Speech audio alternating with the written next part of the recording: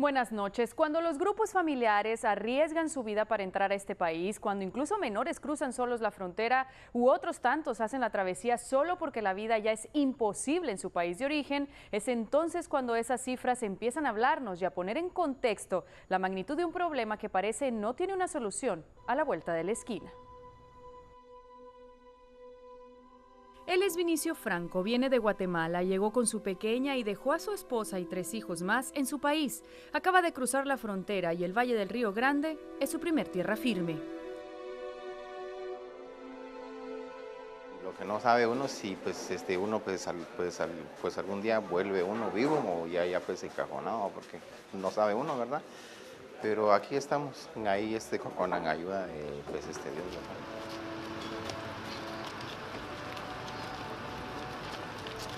De antemano sabía que el camino no sería fácil, pero eso no lo detuvo. Está convencido que aún y con las dificultades que aquí se le podrían presentar, no se comparan con lo que vive en casa. Trabajo no hay y otra, pues la delincuencia está muy mal, pues ahí en nuestro país, mucha pues extorsión, ¿verdad? Rapto de niños, por eso. Así como Vinicio, miles de personas emprenden este viaje y escogen como puerto de entrada el sector del Río Grande, uno de los más activos desde el año fiscal 2013. Cuando la zona registró más de 154,000 detenciones, para el 2014 estalló la crisis humanitaria, dejando un resultado de más de 250,000 aprehensiones. Luego se registró un descenso en el 2015 con 147,000 personas arrestadas y un aumento en el 2016 con 186,000.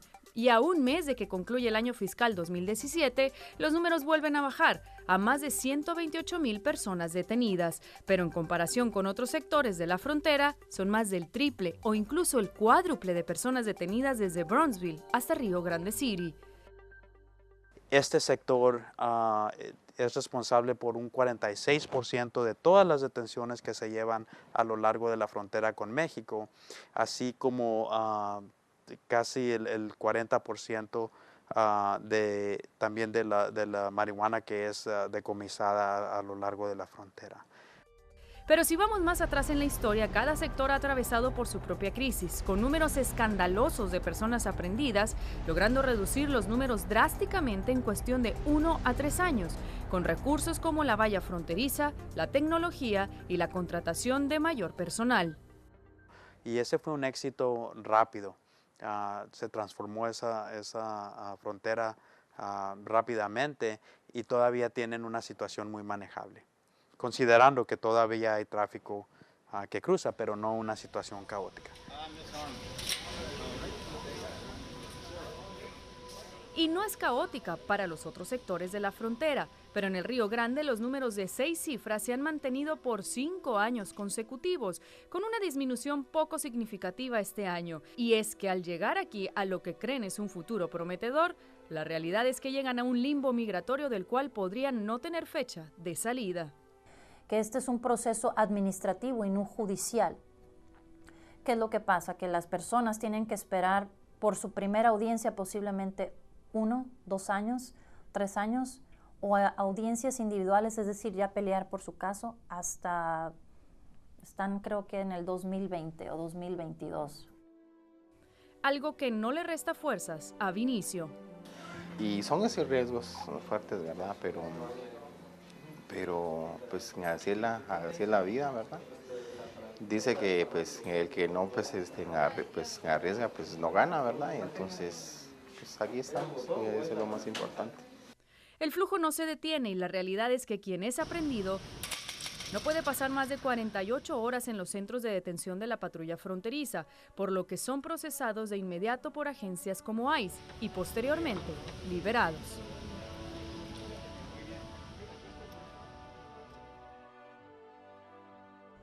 ¿Y qué pasa después de que son liberados? Ellos reciben un documento que les permite viajar al norte y pasar los puntos de revisión. Ahí viene una posible cita con el juez de inmigración que analizaría su caso, pero ¿qué tan rápido llega esa cita y por qué el número de detenciones tan elevado está afectando ya el sistema en las cortes de inmigración a nivel nacional? De eso le hablaremos mañana en la segunda parte de esta investigación. Ana Cecilia Méndez, Telemundo 40. Buenas noches. Hay más de 600,000 casos acumulados en estas cortes federales y precisamente podrían ser las detenciones en esta frontera las que estarían contribuyendo a este exceso de casos sin resolver. Me dijo que me cuidara. Esas fueron las palabras de despedida de la madre de Beatriz. Esta pequeña viajó con su padre Juan. Dejaron Guatemala hace unas semanas y en su país se quedaron otras 3 pequeñas, pero Beatriz tenía que venir en este viaje. Sí, o sea que prácticamente habían dicho que si uno jalara uno de sus hijos, entonces le queda así más fácil para entrar en los Estados Unidos. Su travesía incluyó 7 horas encerrado junto a otros inmigrantes en un tráiler. Estar encerrado allí entre el calor, solo abrieron 2 agujeros para poder respirar, pues, pero era muy difícil de respirar. Esa fue la odisea hasta llegar a la frontera. Ahí la patrulla fronteriza los detuvo. Después del río, ya estuvimos caminando como unas media hora, entonces la migración nos levantó ahí. Después los procesa la agencia ICE y ahí les entregan un sobre amarillo que contiene una cita con el juez de inmigración para una primera revisión de su caso. Sé que ahorita nos dejaron una cita para el 6 de octubre, entonces ya ahí a ver qué nos van a decir.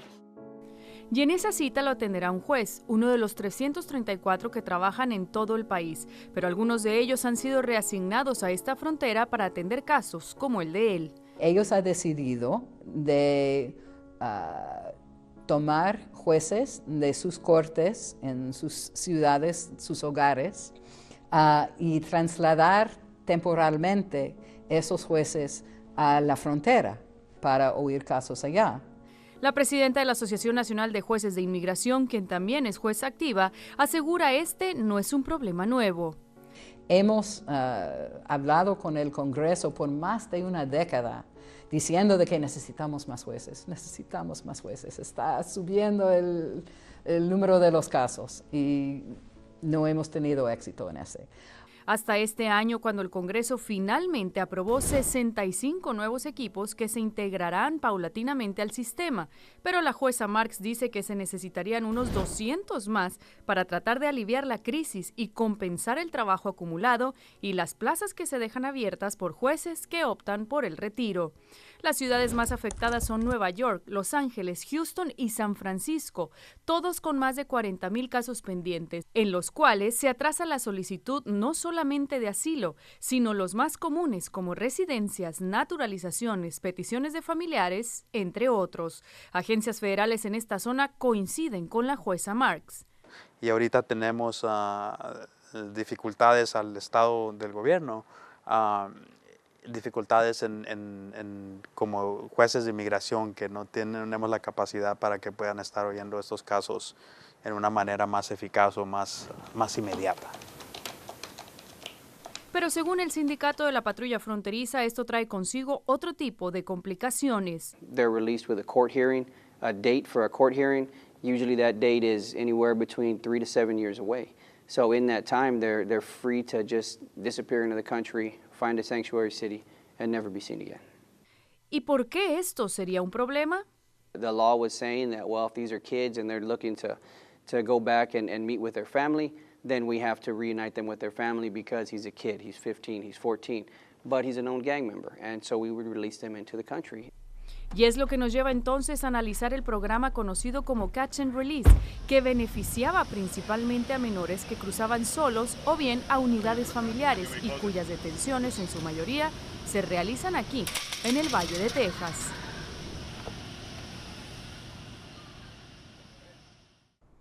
El día de mañana veremos cómo aún y cuando se ordenó el fin de esta política, agentes federales dicen que prácticamente se sigue poniendo en marcha y que esto podría provocar que estas cifras de una crisis no disminuyan en un futuro cercano. Ana Cecilia Méndez, Noticias, Telemundo 40. Desde su campaña, el presidente Donald Trump dijo acabaría con esta política que básicamente beneficia a menores que cruzan solos o bien unidades familiares que cruzan el Río Grande. Son detenidos, procesados y posteriormente liberados con la promesa de presentarse algún día en la corte.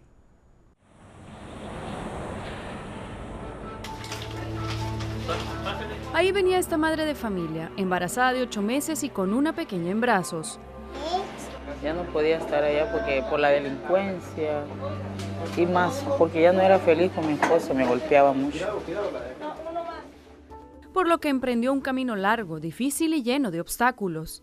Yo estuve 6 meses en el camino, así venía pidiendo, haciendo trenzas, hacía trenzas en México y la gente me iba dando dinero, me regalaban, con eso venía. Después de tanto sacrificio, lo que menos está en sus planes es regresar, y como ella, miles de personas cruzan con un menor a sabiendas de que el proceso será más sencillo. Como venía solo con mi niña, entonces no hubo problema, solo ahí me dio miedo más aquí. Así como ella y su pequeña, miles de unidades familiares o menores no acompañados llegan a la puerta de entrada de los Estados Unidos.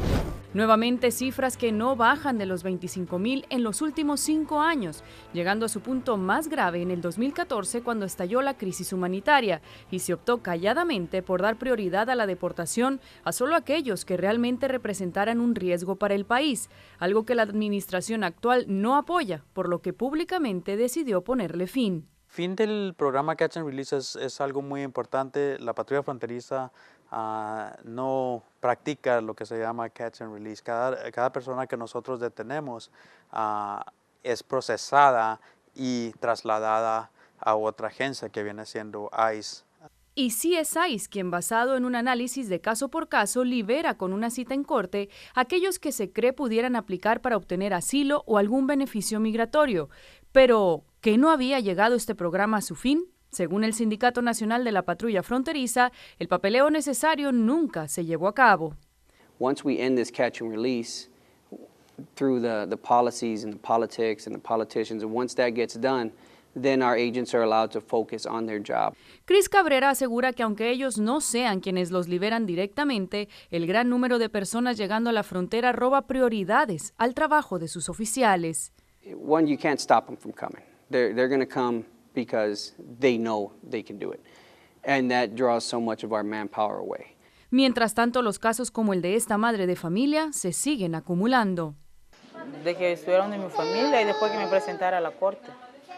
Aunque muchos de ellos no se presentan con el juez, pues según esta abogada de inmigración, no se puede asegurar una respuesta favorable para muchos, por lo que deciden no aparecer en su cita. Pero al final de cuentas, tú lo sabes desde un principio que con estos hechos yo no te puedo garantizar de ninguna manera que vas a obtener tu residencia en este caso, ya sea asilo o cancelación de deportación. Unidades familiares, menores no acompañados, adultos y jóvenes que buscan una vida mejor y que al final del día terminan convirtiéndose en las cifras de una crisis. El panorama migratorio actual sigue tambaleándose con muchas decisiones pendientes en el Congreso, contribuyendo a que la tendencia de estos últimos 5 años parezca alargarse por más tiempo. Ana Cecilia Méndez, Noticias, Telemundo 40.